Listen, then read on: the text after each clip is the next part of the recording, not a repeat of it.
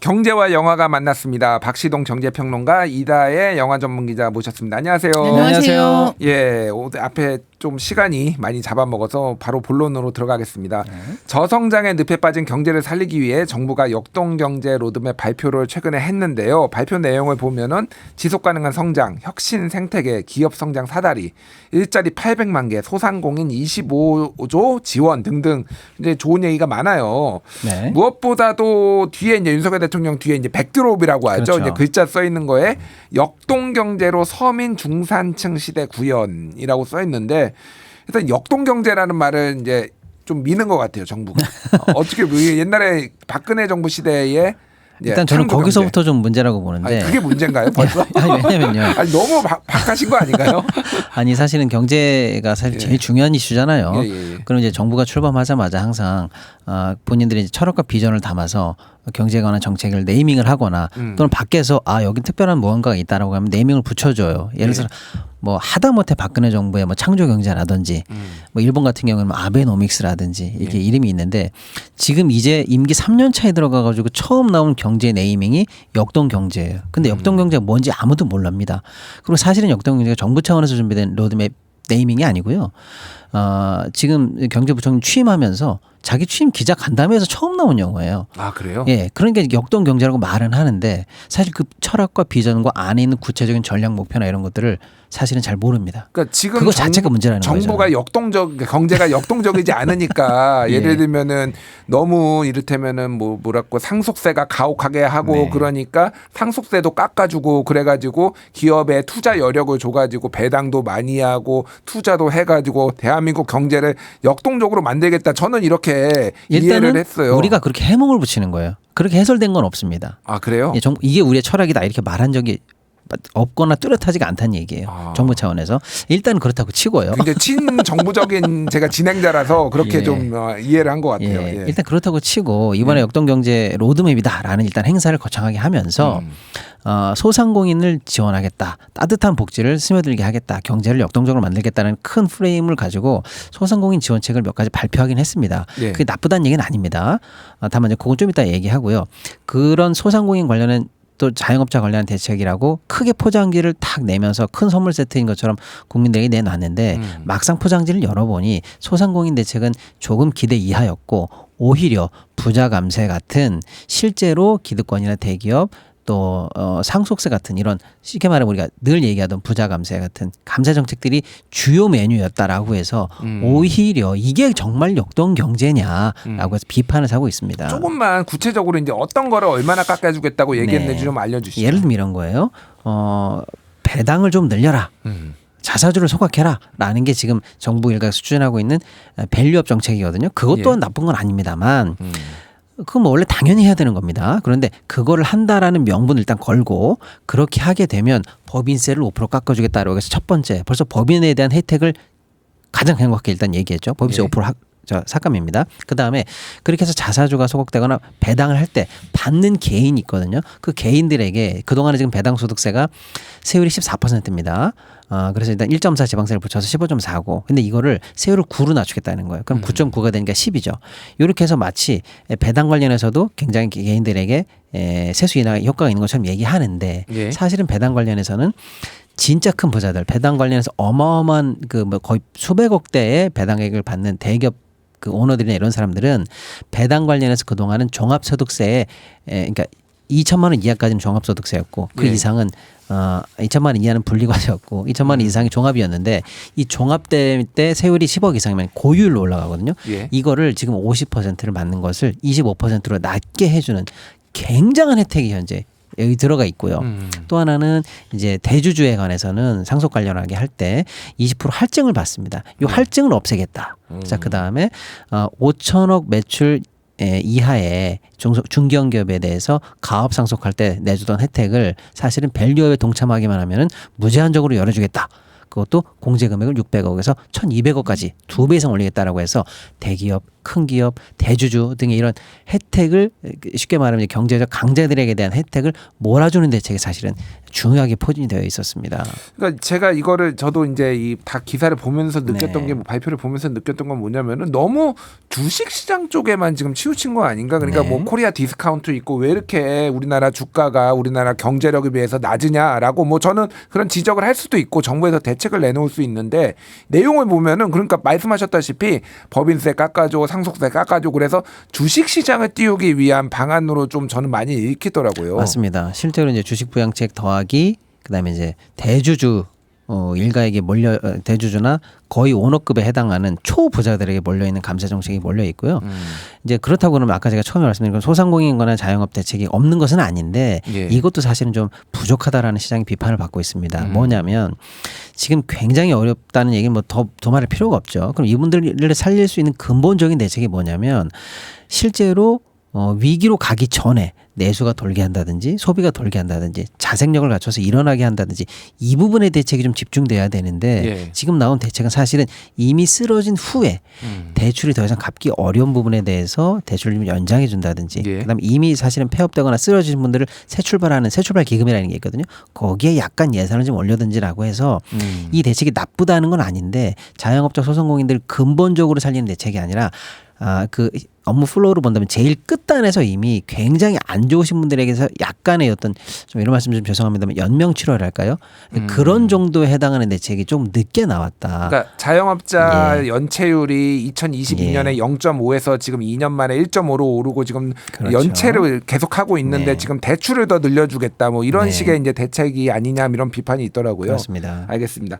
이렇게 사실은 이제 정치가 너무 중요하잖아 경제를 살리는데 맞습니다. 그런데 최근에 정치 드라마 하나가 돌풍을 일으키고 있는데 이게 상당히 좀 의미심장한 게 네. 586 세대를 중심으로 하고 맞아요. 또 하나는 부패한 정치인들을 또 약간 서로 권력 암투도 있으면서 이거를 네. 좀 응징하는 약간 굉장히 좀 미묘한 얘기더라고요. 이게 그러니까 기업으로부터 돈도 받고 네. 뭐 이런 정치인에 대해서 또 응징하는데 이게 부당한 방법이고 이거 좀 네. 소개 좀 해주시죠. 돌풍이라고 하는 드라마고요. 예. 소재가 대통령 시해라는 소재를 다루고 있기 때문에 사실 공개 전부터 많이들 관심을 갖고 있던 작품이었던 거예요. 논란도 좀 됐을 것 같아요. 약간. 논란도 됐죠. 예. 그리고 대통령 시해라고 생각을 했을 때 이 대통령이 어떤 정치 성향을 가지고 있는 대통령인가 하는 것도 좌파냐 사실은 우파냐 뭐 소위 맞아요. 말해서 예, 관심거리가 되지 않습니까? 그래서 예. 대통령 시해를 결심한 국무총리, 그다음에 권력을 쥐려고 하는 경제부총리 이렇게 두 사람이 있고 설경구 배우하고 김희애 배우가 이 인물들을 연기를 하고 있고요. 사실 캐스팅이 굉장히 좋습니다. 설경구, 김희애, 김영민, 김미숙, 박근형, 이혜영 이런 배우들이 출연을 하고 있고 예.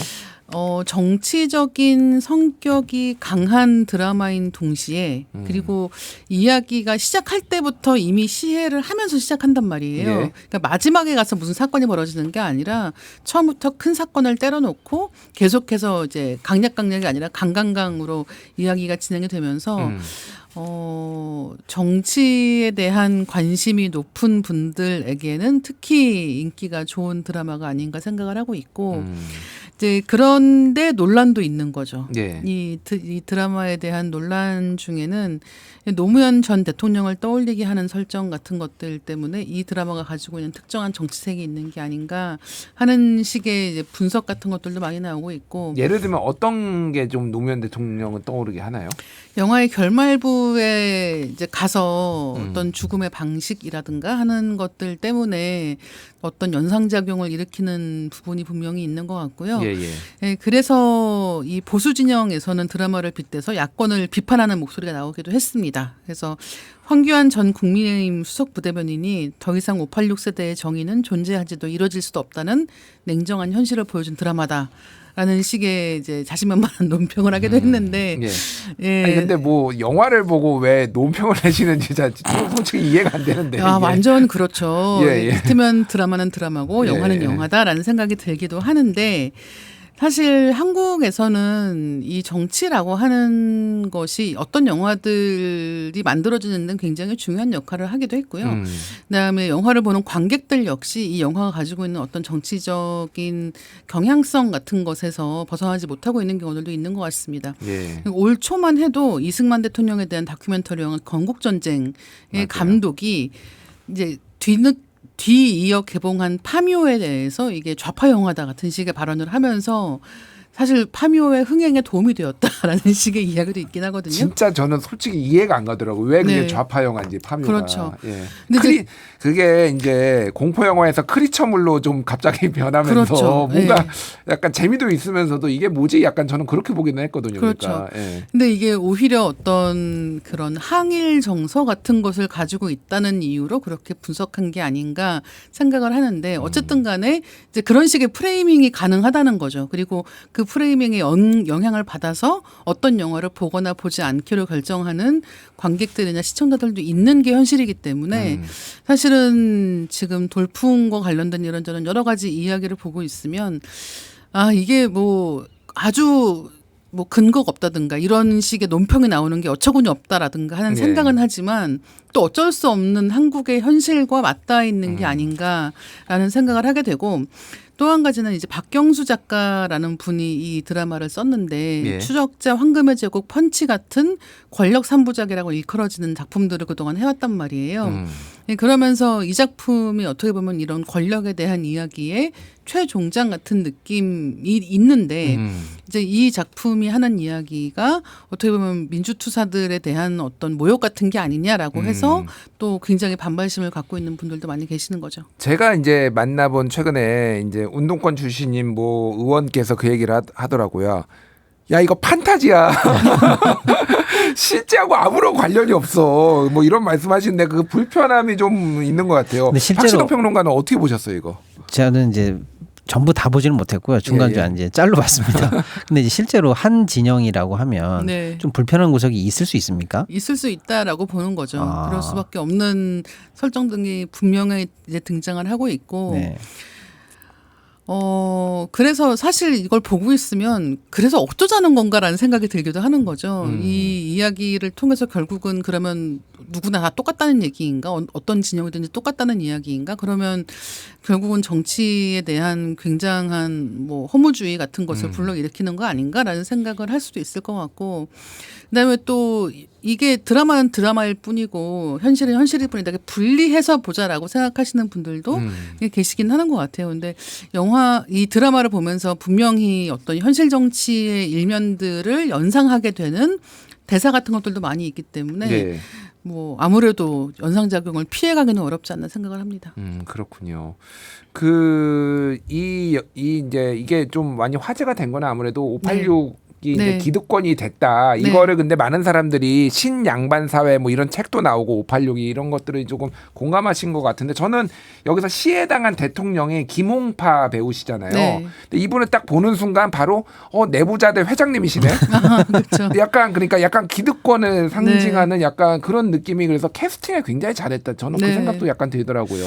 캐스팅이 재미있기로 따지면 예. 사실 설경구 배우만큼은 아닐 거예요. 왜냐하면 킹메이커라는 영화에서 김대중 전 대통령을 모티프로 한 그렇네요. 인물을 연기를 했단 말이에요. 예. 그게 먼 과거도 아닙니다. 근데 사실은 어떻게 보면 같은 진영의 인물을 완전 상반된 방식으로 그려내는 이제 시리즈에 출연을 했다라는 게 굉장히 재미있는 부분이고 그러니까 이 배우들의 연기를 통해서도 사람들이 많은 것들을 연상하면서 이 드라마를 보게 되는 건 피할 수가 없는 거죠. 그렇군요. 근데 여기서도 이제 사실은 부패 문제가 좀 다뤄지잖아요. 네. 예. 결국에는 정치와 경제의 이 먹이사슬, 맞습니다. 예. 이 끊임없는 정경유착. 이게 사실은 저희도 경제와 정치를 지금 다 얘기하고 네. 있거든요. 예. 그 부분에 대한 묘사는 좀 날카롭나요? 날카롭게 되어 있다고 보는 거죠. 예, 그러니까 현실적인 부분, 그러니까 디테일에서 현실적인 부분, 그 다음에 현실 정치의 많은 부분이 담겨 있다고 보기 때문에 이것을 떼어놓고 완전히 드라마로만 보기는 어렵다라고들 많이 느끼게 되는 것 같고요. 예, 그 다음에 한국 밖에 이런 문화 소비자들 혹은 시청자들이 정치에 관심이 많은 것도 사실인 것 같습니다. 그러니까 거기에 대해서 여러 가지 이제 자기의 생각들이 있는 거죠. 그 박신호 평론가님께 네. 여쭤볼게요. 뭐 이제 영화 얘기가 나왔으니까 사실은 지금 뭐 이거를 정경유착이라고 할 수는 없지만은 이제 정부의 역동 경제가 그런데 재벌 아니면은 부자들한테 과도하게 감세를 해주는 거 이것도 또한 뭐 그렇게 볼 수 있는 측면이 있나 뭐 이런 얘기들도 또 있더라고. 어떻게 보세요? 그렇습니다. 지금 사실은 작년에 원 56조 천문학적인 세수 결손이 났거든요. 올해도 적게는 20조에서 30조 사이의 개수 결손이 거의 확정적입니다. 그러면 일단 나라 살림 꾸려가야 될 상황이거든요. 예. 그러면 어느 부분에서 조금 증세를 하든지 아니면 진짜로 내수를 폭발시켜서 세금을 더 걷기 위한 재정 대책을 써야 될지가 포커싱이 돼야 될 텐데 지금 계속 나오는 게 감세거든요. 근데 감세도 들여다보면 아까도 말씀드린 것처럼 대기업 감세, 부자 감세거든요. 특히 이제 대기업 감세는 작년만 해도요. 10대 그룹이 면세 받은 게 10조가 넘어요. 예. 그중에 1, 2등이 거의 뭐 90 몇 %를 가져갔거든요. 그러니까 어쩌면 옛날처럼 뭐 뇌물을 주고 권력을 주고 이런 정경유착도 있지만 실제로 경제적 베네핏을 대기업에 몰아주는 그렇죠. 것도 최근에 나타난 정경유착의 신유형이다. 뭐 이렇게 평가해도 과언은 아닐 것 같습니다. 알겠습니다. 오늘 역동 경제 그리고 돌풍 이 두 가지 주제 놓고 얘기 나눠봤습니다. 박시동 평론가 이다혜 영화 전문 기자였습니다. 두 분 감사합니다. 네, 감사합니다. 고맙습니다.